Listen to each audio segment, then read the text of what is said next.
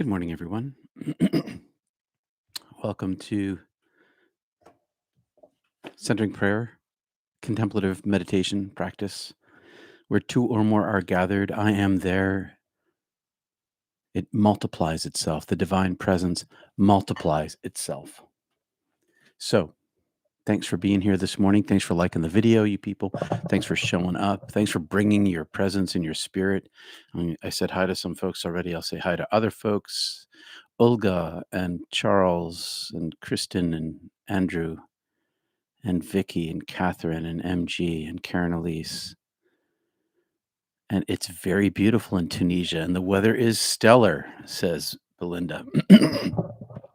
Beautiful here today, too, in the coast of Maine, and a little overcast, but delightful. And today I'm going to be reading a little bit from late medieval mysticism, some fellow by the name of Ramon Llull. And the thing about Ramon Llull, so this is he was back in the 13th century.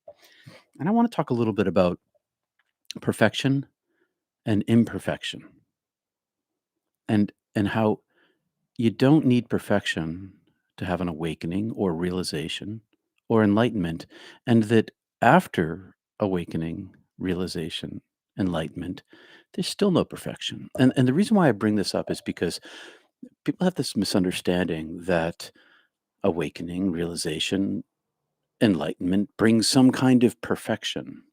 And it doesn't really do that. And the thing about Ramon Llull, so here's this guy, wealthy family, leading a sort of dissolute life of licentiousness. It's a hard word to say, licentiousness. He was married and he had children, and he was a troubadour. And in those days, troubadouring, which is basically being a musician, a composer, and performer, was uh, considered lowest of the low. It was a wasted life. And then one day he's sitting somewhere and he's writing a love song, and he suddenly has five visions of Jesus on the cross, and his entire life changes. He has some sort of mystical experience, and his life changes. So, what does he do? He abandons his family, and he goes off to become a third order Franciscan. And then he buys a human being, an Arab, to learn Arabic so he can go into North Africa and evangelize for the church. So here's this guy who has this awakening, this realization. And what's the first thing he do? First of all, before he has those things, he's leading a quote dissolute life. And then he has his awakening, his realization, his mystical experience. And what does he do? He abandons his family. And then what's he do? He buys a slave. Well, eventually he gets stoned to death. He becomes so famous, but that's cutting to the end of the chase here, the end of the story. He becomes so famous in Europe. He's a father of computation. He wrote the first novel, the first major literary work for in Canton. See, Spain was somewhere in Spain, and and he became so famous in Europe that he was hanging out with Duns Scotus, who was the most famous mystical theologian of his day, who nicknames this guy Ramon Llull Doctor Illuminatus. So here's this person who has some high level of realization, and yet is definitely not a perfect person. And eventually, as I mentioned, he gets stoned to death while he's out evangelizing. And I'm going to read you a little passage of the beauty of this guy's work.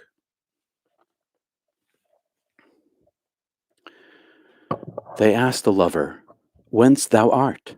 He answered, "From love." "To whom dost thou belong?" "I belong to love." "Who gave thee birth?" "Love." "Where wast thou born?" "In love." "Who brought thee up?" "Love." "How dost thou live?" "By love." "What is thy name?" Love, whence comest thou? From love, whither goest thou? To love, where dwellest thou? In love, hast thou aught but love? Yea, he answered, I have faults, and I have sins against my beloved. Is there pardon in thy beloved? Yea, answered the lover, in my beloved there is mercy, justice, and therefore I am lodged between fear and hope. This guy, Ramon Llull, not a really stellar sort of perfect guy, and yet understood to whom he belonged and with whom he was in love and where he came from. The spiritual life, the mystical life, isn't about perfection. It's about connection. Make that connection inside yourself. Abandon all ideas of perfection, and the connection will be stronger when you aim at the oneness of being. There is only one perfection, and that is the beloved, capital B. I love that he calls the divine beloved. I have a lover too. I am a lover of the beloved. My lover is God, has been since I died. I'm always longing for my beloved. With tears and grief, he talks about. True enough. Enough of that stuff. Okay, my friends. Yes, Catalan. Thank you, Kristen. Catalan. Yes, Catalan. Thank you very much. He wrote the first major work in Catalan. I appreciate that very much. All right, my friends. I'm going to set the timer for. Thanks, Belinda. I'm going to set the timer for 20 minutes. I've taken up wearing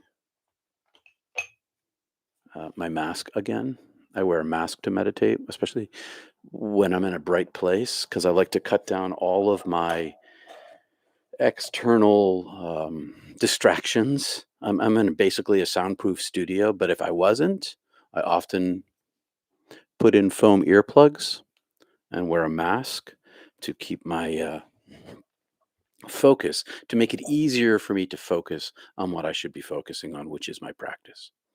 So I'm going to go to the timer and I'm going to pop this on like that. We'll begin with some ohms, and then we're going to drop in our own meditation. I'm going to continue to focus on my third eye, and if we have a minute or two afterwards, I'll talk about that a little bit more.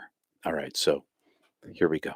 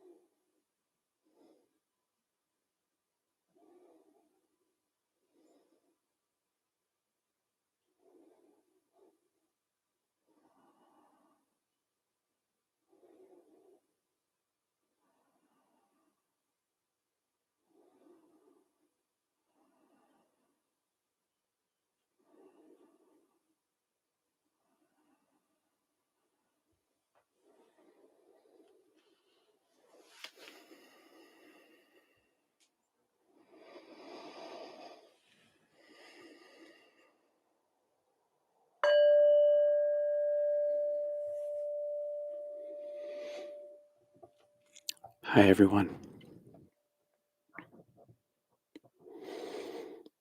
Welcome back.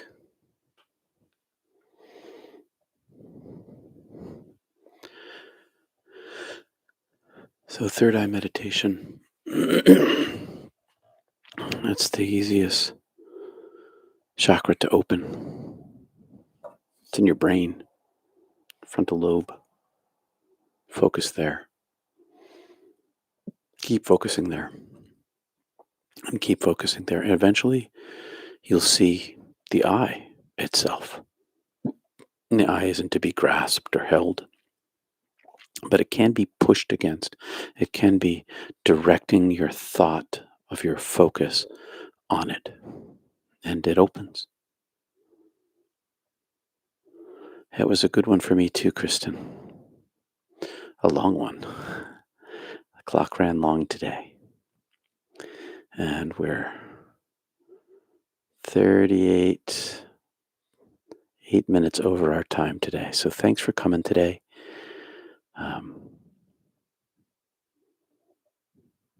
Peace be with you all. I'll say hi to everybody else who came this morning before we say fairly well until Sunday, Easter in the Western Church anyway. Let's see, what do we have here? Andrew in Princeton, New Jersey. MG in Ontario. Ava from Calamera. That was my grandmother's last name, Calamera. Peter, could you tell me if it is better to meditate with the Short Jesus Prayer in Greek or in my language? Use your own language, I think. Use your own language. It's just easier, unless you speak Greek. I don't speak Greek very well. I used to a little bit, but I say the Jesus Prayer in English. And if you speak Portuguese, Portuguese is a good language for you. But you live in the UK, I see.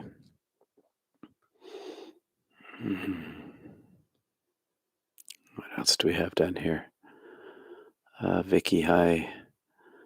Sheila, you're welcome. Joined late, but you got some of it.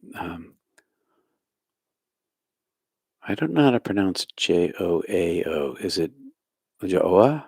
Yahoah? Yahoah? I'm not sure. I'm sure I'm not saying that right. But thanks for being here today. And Susanna Arte. Thanks, everybody. Peace and love to you all. And Rebecca Elliott from way down under in Australia on the Gold Coast. Where does your feeling, thought go to in your mind when you meditate? It goes to peace. It goes to darkness. It goes to focus of my prayer. And when my mind wanders, I aim right back at my prayer again. When I notice that my mind has wandered, I aim right back at my prayer again. Thanks, Charles. Yeah, it's a deep meditation for me too today, Karen. Thanks, everybody. Peace and love. I'll see you soon.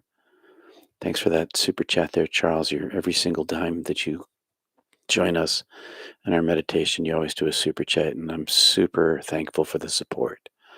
I appreciate it very much. Peace to you all. See you soon. Namaste.